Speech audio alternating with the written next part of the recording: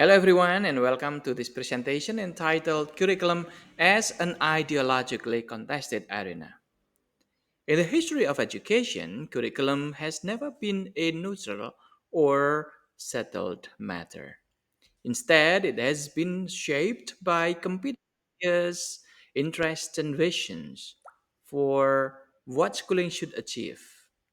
One of the most influential historians of curriculum, Herbert Kliebard, examined his struggle in his landmark work, The Struggle for American Curriculum, 1893 to 1958.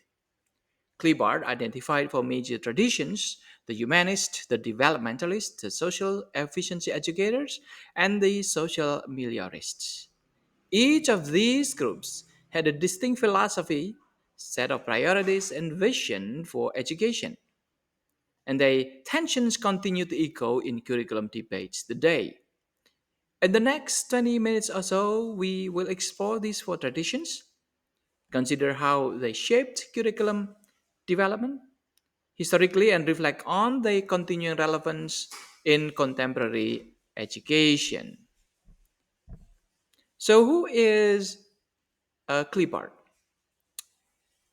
He was a distinguished curriculum historian, best known for his influential book entitled The Struggle for the American Curriculum, 1893 to 1958.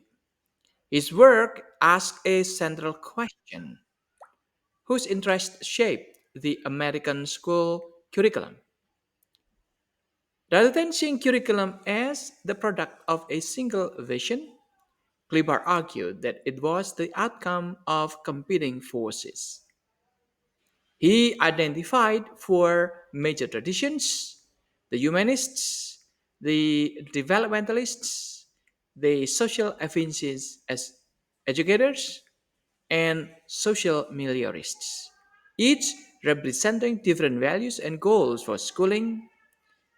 And by tracing the struggles and conflicts, Klibar showed how curriculum is deeply political, reflecting the tensions of society itself.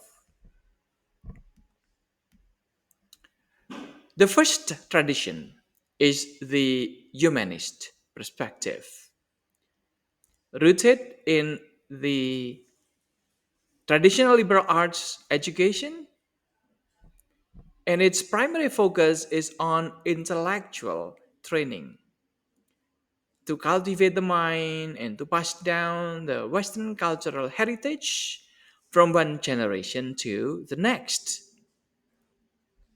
The curriculum, therefore, emphasizes core subjects such as Latin, Greek, literature, mathematics, and philosophy.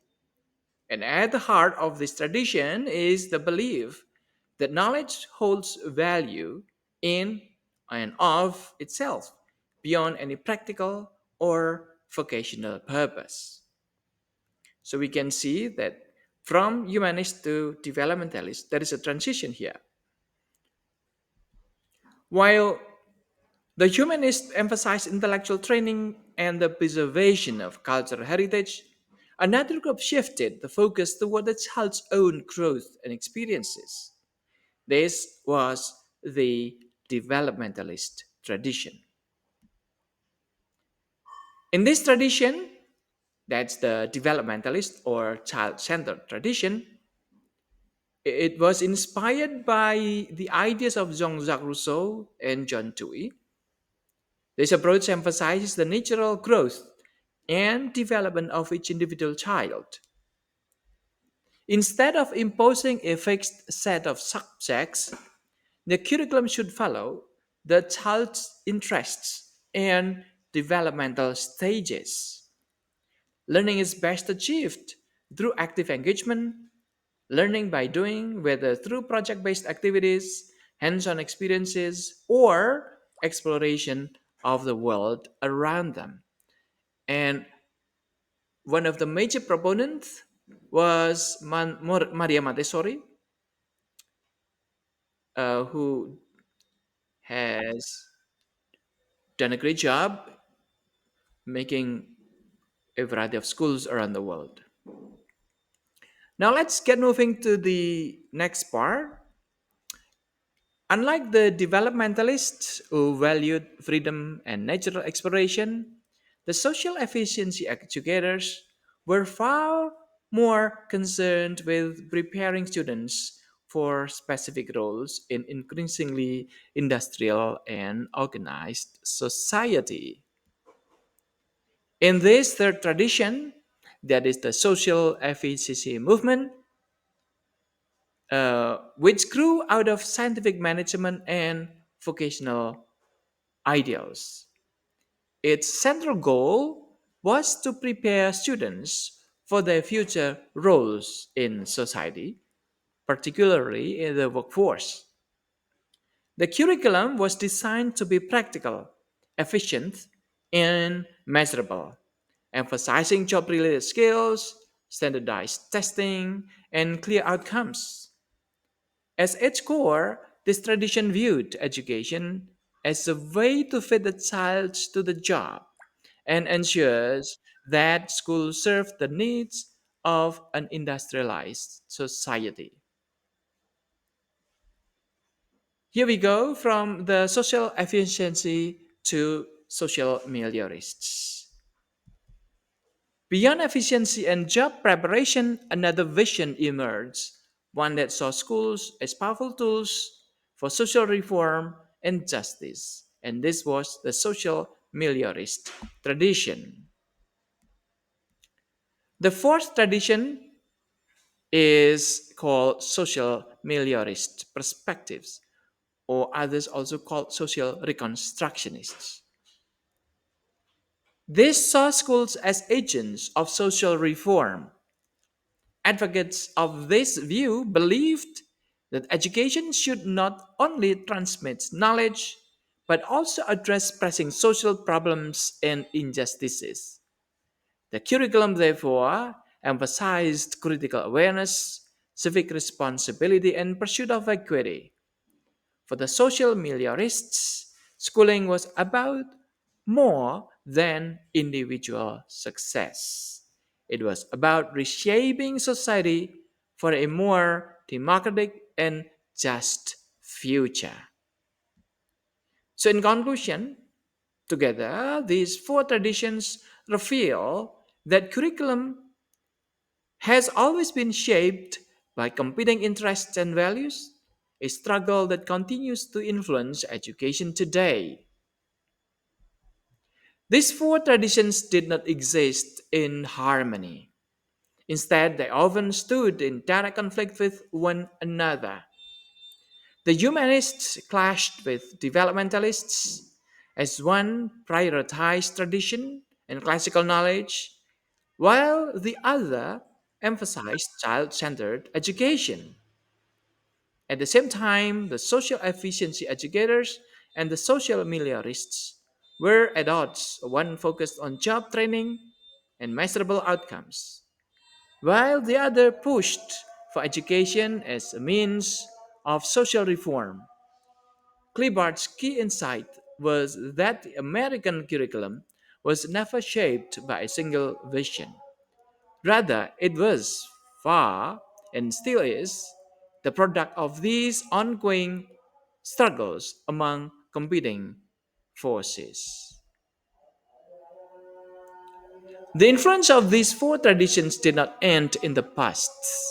In fact, today's curriculum debates still reflect their lasting impact. The tradition of humanists, for example, lives on in the emphasis of core curriculum, the great books, and the defense of liberal arts education. The developmentalist tradition shapes approaches like Montessori schools, Dewey inspired practices, and project based learning. The social efficiency movement is clearly visible in the rise of standardized testing, measurable outcomes, and accountability systems. And finally, the social meliorist vision continues in culturally responsive teaching and critical pedagogy, where schools seen as platforms for equity and social change. Together, This echoes reminds us that Kliebard's framework is not just historical, it remains relevant to the way we think about education today. But we also need to critically attend to what Kliebard has done. Kliebard's work has been widely recognized for its strengths. His framework provides a clear and accessible way to understand the competing ideologies that have shaped curriculum development.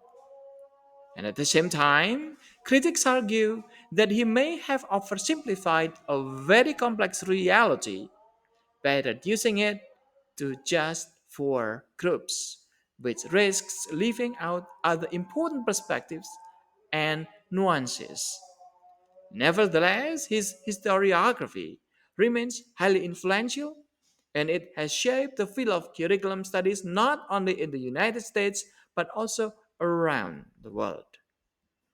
So, in conclusion, curriculum is never neutral, it always reflects underlying power struggles and competing values. Kliebard's framework reminds us that the curriculum should be seen as historically contested terrain shaped by different interests and vision for education. As we reflect on these four traditions, one question remains. Which of these traditions is most visible in your own context today? Thank you.